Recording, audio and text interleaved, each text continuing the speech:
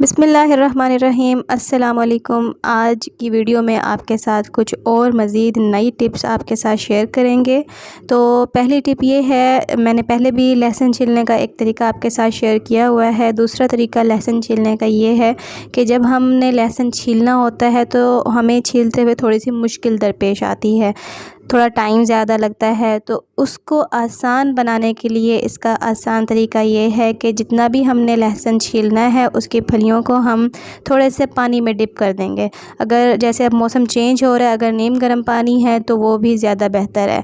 पानी में जब हम थोड़ी देर डिप कर देंगे, हम अपना कुकिंग का या जो भी काम है हम बाकी काम करते रहें, तो थोड़ी सी देर तकरीबन 10 से 15 मिनट जब ये पानी में पड़े रहेंगे तो ये इसका छिलका बिल्कुल सॉफ़्ट हो जाएगा। ये जब मैंने इसको रखा है तकरीबन 20 मिनट हो चुके थे, मैंने बाकी अपने काम कर लिए और जब मैंने लहसुन ये निकाला है पानी में से तो इसका छिलका बिल्कुल सॉफ़्ट हो गया और ये बहुत ही आराम से इस पे से हट गया। तो तकरीबन ऐसे मिनटों में ही ये आपका, बल्कि सेकंडों में ही ये लहसुन हम आराम से छील लेंगे। तो इस तरह ये छोटे छोटे तरीक़ाकार होते हैं, छोटी छोटी टिप्स होती हैं जो हमारे लिए बहुत ही कारआमद होती हैं, हमारा टाइम बचाती हैं और हमारे काम को बहुत ही ज़्यादा आसान कर देती हैं। अब ये देखिए, इसका छिलका बहुत ज़्यादा सॉफ़्ट हो चुका है और ये बिल्कुल भी इसमें टाइम नहीं लगा है छीलने में और आराम से ये सारा छिलका आराम से लहसुन का उतर गया है। तो अगर मेरी वीडियोज़ आपको पसंद आए, अगर आप मेरे चैनल पर नए हैं तो मेरे चैनल को लाइक और सब्सक्राइब ज़रूर कीजिएगा। और नेक्स्ट टिप अब आपके साथ ये शेयर कर रही हूँ कि हम बिजली को किस तरह कम से कम इस्तेमाल कर सकें या बिजली की हम किस तरह से बचत कर सकते हैं। मैंने कपड़े धोए थे, बच्चों के कपड़े अभी आपके सामने हैं। जब हम ओवरऑल घर के कपड़े धोते हैं और तार पर डालते हैं सूखने के लिए, तो ज़्यादातर उनकी सलवटें उस वक्त ही निकल चुकी होती हैं जब हम उनको धोकर तार पर डालते हैं। तो जब हमने कपड़े प्रेस करने होते हैं, हमने इस्त्री करने होते हैं, उससे पहले जब कपड़े धुले हुए होते हैं तो हम उनको इकट्ठा करके रख देते हैं कि बाद में हम इस्त्री करेंगे।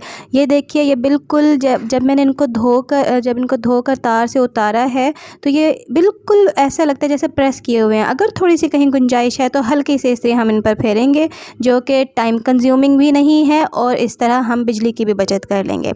नेक्स्ट अब टिप ये आपके साथ शेयर कर रही हूँ कि जैसे हम सर्दियों के कपड़े अब निकालते हैं तो उनको हम ऑब्वियसली धो कर रखते हैं, तो एक दफ़ा अगर हल्के सर्फ से धो लें तो भी बेहतर है, या फिर निकाल कर उनको हम इस तरह पूरे दिन के लिए धूप लगवा लें, क्योंकि पूरे सीज़न के लिए वो बंद पड़े होते हैं तो उन पर जर्म्स या एक ख़ास किस्म की थोड़ी स्मेल होती है, वो आराम से इस तरह निकल जाती है। तो इस तरह जो मोटे कपड़े होते हैं, अगर आप चाहें तो उनको हल्के सर्फ से, क्योंकि हम ऐसे तो रखते ही नहीं हैं ऑब्वियसली, जब भी कपड़ों को सीज़न ख़त्म होता है तो धो कर रखा जाता है, सेव किया जाता है। तो जब हम इनको निकालते हैं तो एक ख़ास किस्म की स्मेल आती है, अगर उसको दूर करना है तो हल्के सर्फ से एक दफ़ा हम उनको धो लेंगे।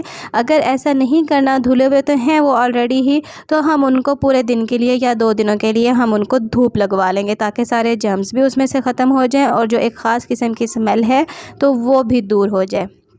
नेक्स्ट ये है कि अब जैसे मौसम चेंज हो रहा है, हालांकि अक्टूबर ख़त्म हो गया तकरीबन, लेकिन आज लास्ट डे है अक्टूबर का, लेकिन अभी भी पंखे चल रहे हैं घरों में। तो मींस अभी भी थोड़ी बहुत गर्मी है, अभी इतनी ठंड नहीं आई है, लेकिन हम लोगों ने कंबल निकाल लिए हैं। रज़ाई का ऐसा इतना सीज़न नहीं आया है, लेकिन जब हम निकालेंगे ये सारी चीज़ें तो हम इनको 2 से 3 दिन के लिए धूप लगवा लेंगे, क्योंकि हमने ये सारी चीज़ें धो के रखी हुई होती हैं, तो इस पेटी की एक ख़ास स्मेल को दूर करने के लिए हम इन्हें धूप लगवा लेंगे 1-2 दिन के लिए। सर्दियों में खाना जब हम बनाते हैं तो धनिया हमारे खाने का एक लाज़मी हिस्सा होता है। बहुत कम लोगों को पसंद नहीं होता, लेकिन इसकी जो स्मेल है, इसका जो टेस्ट है बहुत ही अच्छा होता है। फ्रेश धनिया जो होता है और इसी मौसम में ही उगाया जाता है। तो इसको उगाने का आसान तरीका जो मैं आपके साथ शेयर करूँगी, अगर हम धनिया का सूखा बीज लेते हैं, उसको मिट्टी में बो देते हैं, दबा देते हैं, तो वो भी उगाएंगे, लेकिन बहुत ज़्यादा टाइम लेंगे और उसमें से कुछ होंगे उग जाएंगे और कुछ बीज उसमें से ज़ाया हो जाता है। तो उसको उगाने का आसान तरीका ये है, इस तरह से हम बीज लेंगे और उसको हमने ये डंडे की मदद से, इसको हमने पीसना नहीं है, इसको बस हल्का सा प्रेशर दे के उसको मैंने रगड़ा है। आप किसी भी बर्तन या नीचे रख के भी कर सकते हैं। ये देखिए, ये 2 पीसेस में हो गए हैं। ये हाफ़ हाफ़ हो गए हैं। इस तरह जब हम इसको मिट्टी में दबाएंगे तो ये बहुत ही इजीली और बहुत ही जल्दी से ये ग्रो करेगा।